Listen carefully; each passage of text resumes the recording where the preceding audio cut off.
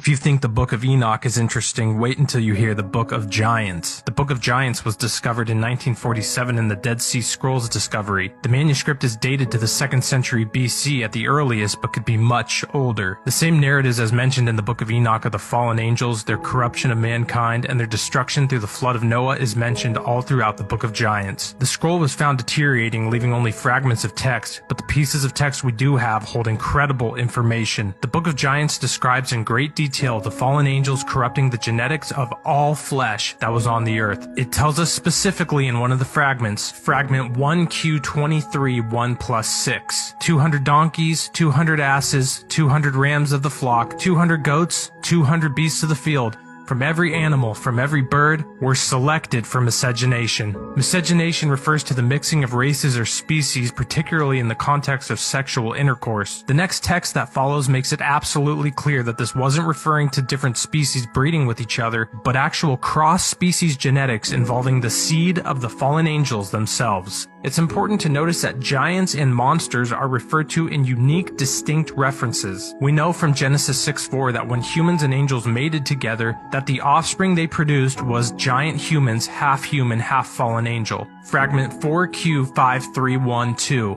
They defiled, they begot giants and monsters. They begot, and behold, all the earth was corrupted. Through this, we can come to the conclusion that these fallen angels were breeding with animals, and their offspring would be half animal and half fallen angel and very large in size. This reality would make sense with all the ancient depictions of monsters and creatures. Maybe those creatures weren't figments of their imagination, but actual half-human, half-fallen angel monsters roaming the earth. These beings maybe could have even held the capacity to think and reason just like the giants could. We know that giants have the capability to hold conversations because of the account of Goliath challenging and enticing the armies of Israel in 1 Samuel 17:8-10. A fragment of the Book of Giants also confirms some of these monsters having the ability to reason and communicate, when some of the giants had dreams of their destruction and shared these dreams with the monsters. Fragment 4Q530, column 2. Thereupon 2 of them had dreams, and the sleep of their eyes fled from them, and they arose and came to, and told their dreams, and said in the assembly of their comrades, the monsters. These monsters didn't hold the same connection to the fallen angels as the giants. The Book of Giants and the Book of Enoch describes the fallen angels' close connection to their children, the giants. Whereas these monsters were their offspring,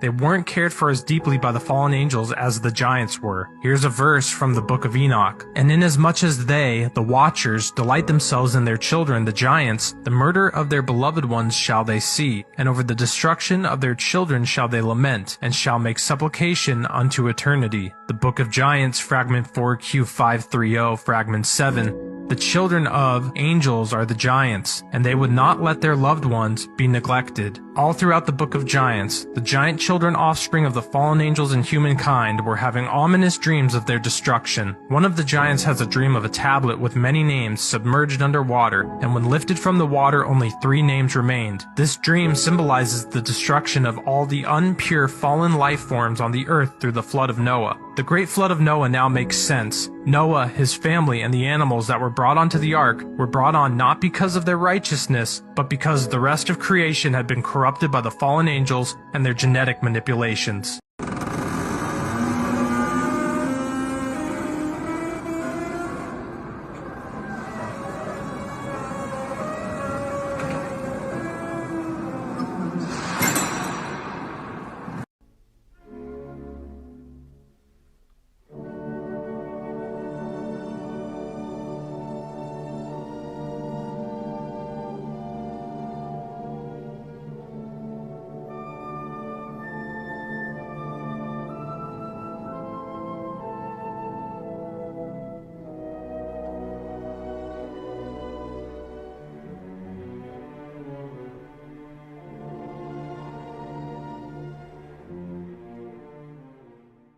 What are your thoughts on a fabricated history?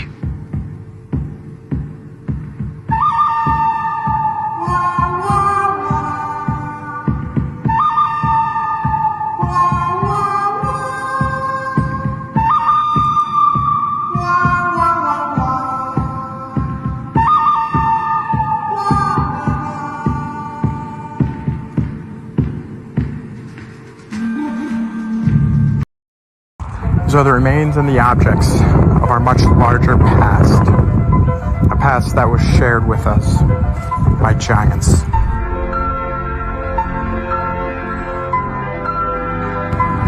Little people did not make big giant props in our past over and over again as some kind of silly joke.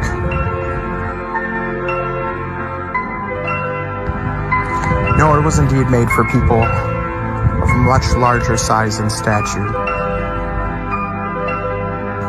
The people that our history wants us to forget about. But the evidence of their existence is quite clear.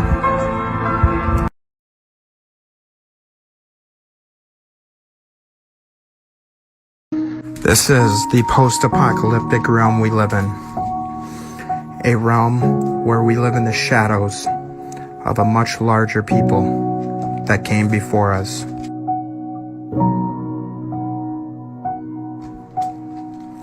A people that we once shared this realm with. A people that now are all but erased from our history. This is our hidden history, and it's time to dig it up.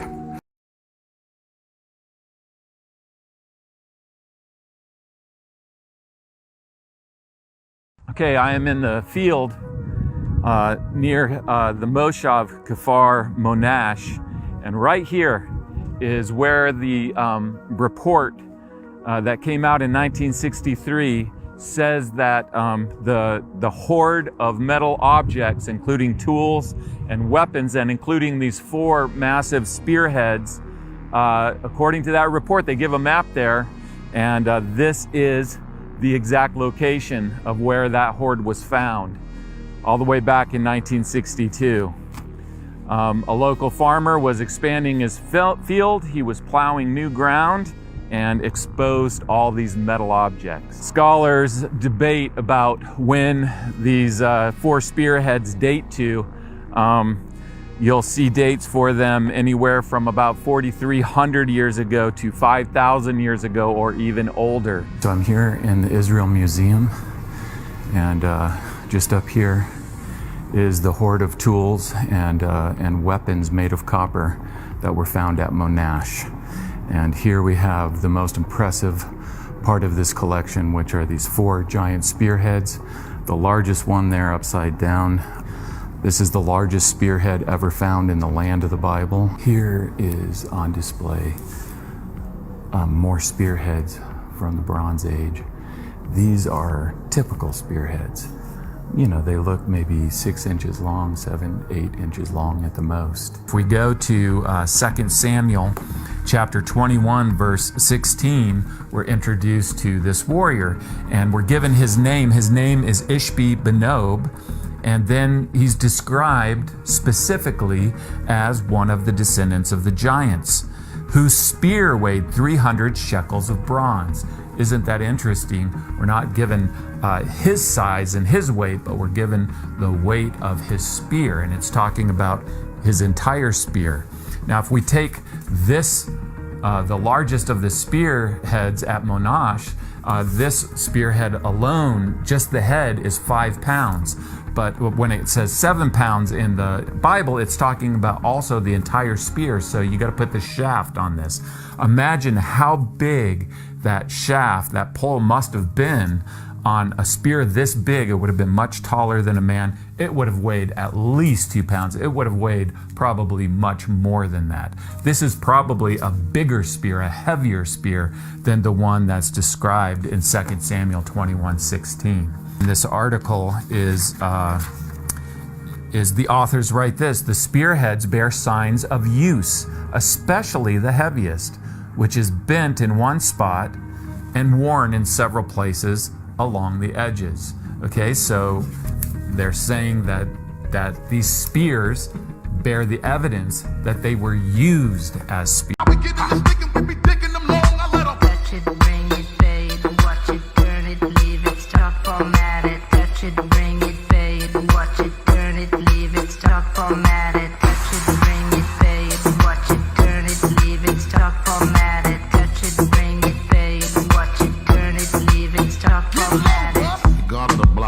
I'm back. single time that I drop it, your shit is years.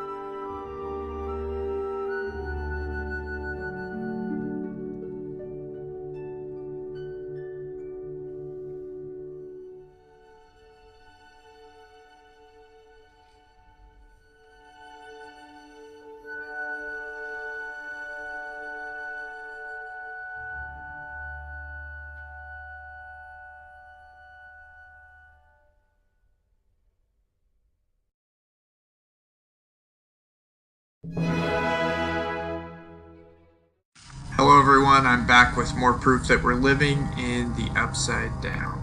Shortly before the Iraq invasion in April of 2003, George Fassbinder, a German archaeologist in an area that used to be covered up by the Euphrates River, found the body of Gilgamesh and Enkidu along with the tomb. If you don't already know, it is claimed in the Epic of Gilgamesh that Gilgamesh is buried beneath the Euphrates River. Gilgamesh is claimed to be the 5th post-Diluvian ruler who built the great temples and cities, also restoring Uruk after the flood, which is now known as Iraq. Gilgamesh is alleged to be 2/3 god and 1/3 human. His mother was a goddess and his father was a human king of Uruk. Many of the structures found around the tomb were described in the Epic of Gilgamesh. His body is found with Enkidu, the demigod like Gilgamesh who was sent to kill him. The two battled and eventually struck up an unlikely friendship. The Bible refers to him as Nimrod. Nimrod was the first world dictator, and as many Bible scholars believe, he will be the last. Is the world ready to receive the Antichrist, a world ruler able to perform miracles? Is this the strong delusion? Don't be fooled, the enemy is coming for you whether you accept it or not.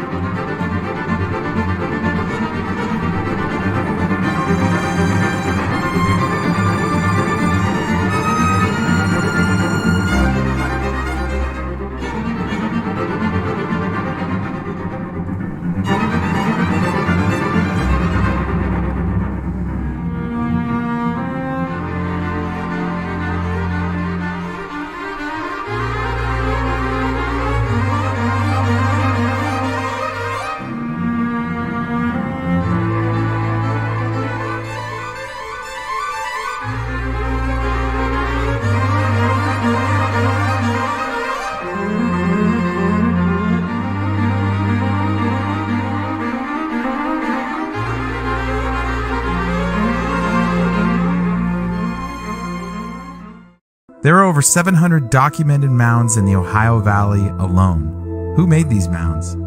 Ohio's largest is the Adena Mound, over 70 feet tall. When these mounds were allowed to be excavated, they found giant skeletons ranging from 7 to 12 feet. Inside these mounds, they found gold and copper jewelry, as well as carvings of ancient languages and weapons of unusual size.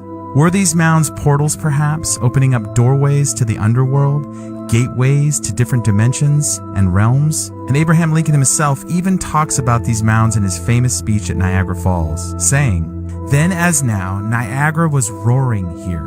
The eyes of that species of extinct giants whose bones fill the mounds of America have gazed on Niagara as ours do now." Why is the true history of these mounds not being reported when we know the Native Americans didn't build them? And why are the bones that we found in these mounds not being showcased in museums? If you live in this part of the country, look out. There could be one in your own backyard. Years of intense military training. I had become a Navy SEAL, joined my first SEAL team, which was SEAL Team 2 in Virginia, and I had joined my platoon, my 25-man platoon. We had gone through all this additional training at the team to prepare for deployment, and here I was 3 years to the day, almost exactly, from when I went to boot camp, getting ready to deploy as a Navy SEAL to Afghanistan. But none of that training would prepare me for how intense my first couple of weeks in Afghanistan would be. So the flight to Afghanistan is pretty routine until you enter Afghanistan airspace, when your pilots let you know, hey, you've entered Afghanistan airspace. They turn the lights to red in the inside of the plane, and they get ready to descend very rapidly into the base where we would be landing. You know, we can't afford to be in the air for any longer than we have to be because there's a risk of getting shot. So there's a super steep descent, and then they tell you to stay away from the windows, right? So you're avoiding the windows in case you get shot at. And I remember thinking like, wow, like this is really it. We're here, we're in a war zone. Like we're nose diving into bases to avoid getting shot at. Like it was intense, and I'm in my 20s. Like it was just kind of cool. Then the ramp opened, the back of the plane opened, and we all got out, and we're inside of this very well fortified base. You know, we're safe in here. And immediately I was struck by the just stunning beauty of the landscape. I remember looking out at all these snow-covered mountains. And I remember thinking like, how is this a war zone? This is one of the most beautiful places I've ever seen. I don't think I really appreciated just how foreign of a place Afghanistan is relative to where I come from. We get out to our site, and that night they wanted to go, they being the team that we were relieving, they wanted us to go on an operation. We were going to be up in the mountains. And I remember distinctly them talking about the cave systems that were in these mountains. And I remember thinking like how creepy that was, that we would be up on these mountains, walking around. It's so isolated, it's so foreign, and there could be like people hiding in caves that we could accidentally fall into one of their caves. Like it really, really creeped me out. And so I was talking about how creepy these caves were, and the interpreter was like, you know, what's really creepy is back in 2002, there was this fairly well documented case of another special operations unit, the Army Green Berets, coming in contact with a creature in a cave, and they actually got into a battle with it, and they lost one of their soldiers to this creature. And it was fairly well documented, but then it was quickly kind of silenced. I mean, certainly the story was interesting, but I didn't really believe it. Maybe it was some animal, maybe it was some person, whatever it was, there was some explanation to it. It wasn't until now that I actually started exploring different strange occurrences and strange events, and I looked and found some testimony from one of the soldiers that came forward anonymously, who was a part of this operation where they came in contact with this creature in Kandahar. And what struck me about his testimony is it sounds authentic. So what I'm gonna do is I'm gonna tell that soldier's story, and I'm gonna tell the other kind of corroborating witness stories as well, to try to give you a picture of what happened in Kandahar in 2002, and you can be the judge if you think this is fact or fiction. In 2002, an Army infantry unit just vanished. They were on patrol in the Kandahar mountain range in Afghanistan, and they stopped using the radios. They stopped calling in. No one knew what was going on. They didn't call in a TIC, which stands for Troops in Contact. Basically, any military unit, if you're out on an operation and you start getting shot at, you radio in to your higher command, hey, troops in contact, or TIC, which signals to them, you need to get aircraft on standby, you need to get ready to send reinforcements, they need to be ready to support you. But they only do that if you signal that you're in a TIC. And it's, a lot of people, if anything, will call it in too early. You know, units are known to call it in almost prematurely sometimes.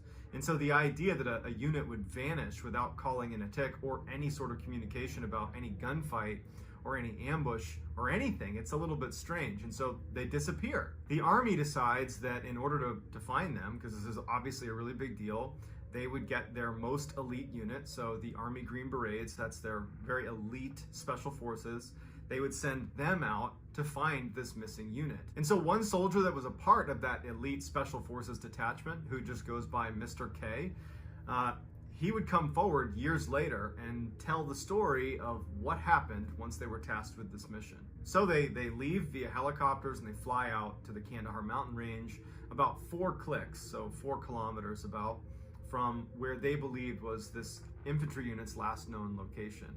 And so they land and they start doing this fairly methodical search through the mountainside. They knew that they were in enemy territory, and at any time they could get into a gunfight, they could be ambushed. There's all these cave systems all over these mountains. And so it's slow moving to begin with. Plus they're looking for this lost infantry unit. So it's just a very slow movement through the mountains. And so over the first few days, nothing really happened. They didn't come in contact with the enemy. They didn't see any sign of this missing infantry unit. They just walked along the mountains carrying a bunch of gear, and that was it. At some point, they noticed a little bit farther ahead that there was this distinct pathway leading up the mountain and kind of around the corner. And it looked like a goat trail. There were lots of goats that would run around the mountainside, and it looked like a very well-developed goat trail.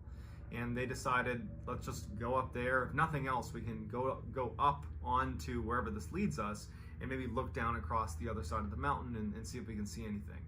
And so the team starts making their way up this goat trail, and as soon as they start making their way up, they start noticing that there are little pieces of American military equipment on the ground. There are pieces of radios, like whip antennas and housing of the actual radio itself. They found military-style backpacks as well, and they started finding pieces of uniforms that belonged to the missing infantry unit. They knew based on the patches that were on these uniforms. So as they're walking up this trail of broken equipment and uniforms, they start seeing some bone on the ground. They didn't know if it was human bone or what. They start seeing broken bones, scattered on their way up to this kind of plateau. And so now the Special Forces team, I mean, they're incredibly well trained. I mean, I'm not just being biased here. I mean, the Army Green Berets, the Army Special Forces, they're very similar to the Navy SEAL teams, which I was a part of. Two different units, no doubt, but very much peers. And the level of training you get in handling situations like this one, now granted this one's pretty unique, you're so well trained that when things start getting dangerous, it's like your training just kicks in, and everybody's does. And so I would imagine that when they saw this, what they were thinking is this was an ambush. This infantry unit was ambushed, and we're probably coming up on the ambush site. And so they're, taking defensive positions, and they're moving slowly and very tactically up this mountain, and they're keeping their weapons pointed at the leading edge on their way up to the top of this mountain. They get to this plateau. It's like a flat section of the mountain, right? It's like a steep mountain, and there's like this little like shelf almost. And there's more equipment scattered and more bones scattered across it. And there's all these cave entrances right in front of them. It's as if they were intentionally placed so that they fed out onto this shelf. And so they start moving towards the mouth of the caves. And they realize, without even getting very close, that even though the mouth of these caves are pretty large and everybody could go into the cave, there is a steep drop off. Like you'd walk in and then it just goes straight down. And someone kind of peered over the edge and couldn't see how far it went down. And they decided that it was just too dangerous to go in there, because clearly something happened here where American lives were lost, based on the tattered uniforms and equipment. And so let's just pull back and take up defensive positions looking at the entrance to all of these cave entrances. And so as leadership goes down kind of out of the fatal funnels, if you will, outside of these caves, Mr. K, who's the guy who's told us this whole story, he said he's looking at one of the entrances to the caves and he sees a flash of movement inside of the cave. And he looks over at it. He doesn't have time to react to it or anything. And all of a sudden a spear comes flying out of the cave. This big, massive lance comes flying out, and it goes right through one of his teammates whose name was Dan. And so Dan's down. And so the whole team saw that. They didn't see who threw it, but they certainly saw the spear hit Dan. And so as they're shocked and just keeping their weapon up, wondering what's going to happen, out runs this, by Mr. K's account, a 12 to 15 foot tall man with a red beard and red hair down past his shoulders, comes charging out, howling like a war cry. He's got animal skins for clothes. He just looks super dirty. And he runs over to Dan to pull the spear out and probably use it again. And the rest of the team at this point is broken out of their shock of what they're seeing, and they start engaging this giant. And the giant didn't really have a chance to fight back, and in 30 seconds the giant is down too. So Dan's down and the giant is down. And the whole team is like, what just happened? So after the dust had settled and all the shooting had stopped, they went to check on Dan, and Dan had passed away. And so they called back into higher headquarters, and they're trying to describe what happened. A very large, possibly human creature threw a projectile that hit Dan. And so they sent 2 helicopters out, one to retrieve Dan and the team, the other just to hoist up this very large human-like creature because they wanted to know what it was. And they struggled mightily to get the netting around this big creature. It ended up weighing over 1,100 pounds. It had 6 toes on each foot, and it had 6 fingers on each hand. They load it up, they string it onto this helo, and it takes off. And the team gets into the other helicopter, and they go back expecting to be debriefed as soon as they get back to base. The helicopter with the giant would fly to an airfield, and they would meet up with a crew of a C-130, which is another big military aircraft. The pilot of that craft would publicly say that he remembers seeing a 12 to 15 foot tall giant person with 6 fingers on each hand, 6 toes on each foot. And he would say that's what he saw, even though it was later redacted and made top secret. Mr. K and his team, they flew back to the base to be debriefed. And so they had to provide an after-action report. It's something done in the military. You go out, you do any operation, you come back, and you write up what happened. And so Mr. K and his team decided to just be honest about what they saw. And so they described it again in detail. 6 fingers on each hand, 6 toes on each foot. It came out, it threw the spear, it hit Dan. It was this horrible situation. And once they submitted it, their leadership said, you got to rewrite that. We're not going to accept that. So Mr. K said they ultimately rewrote it, and it just sounded like a typical engagement in the mountains with the enemy. And it was made top secret, and then they never saw it again. And that was it. Mr. K said that he and the rest of his team also had to sign non-disclosure agreements to not ever talk about what they saw. And they never got any word about what actually happened, like what did they do with the body of the giant, and they just never got any clarity out of it. It was just basically made top secret, redacted, and they were told don't talk about it. So it would take until 2016 when Mr. K finally just said, you know what, screw it, I'm gonna go public with what I saw because my friend died and they're acting like, you know, this didn't happen, but it did happen. And so that's why we have this detailed report of this mission where they came in contact with the giant of Kandahar. I don't know how I feel about this story. I do think that if there was a place in the world that had the ability to mask or hide giants from being seen by the prying eyes of the human population, it would be Afghanistan.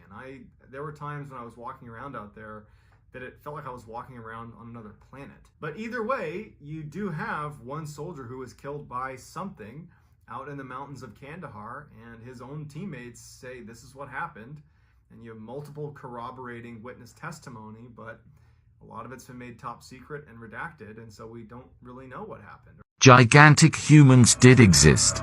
They are petrified. Research Tartarian.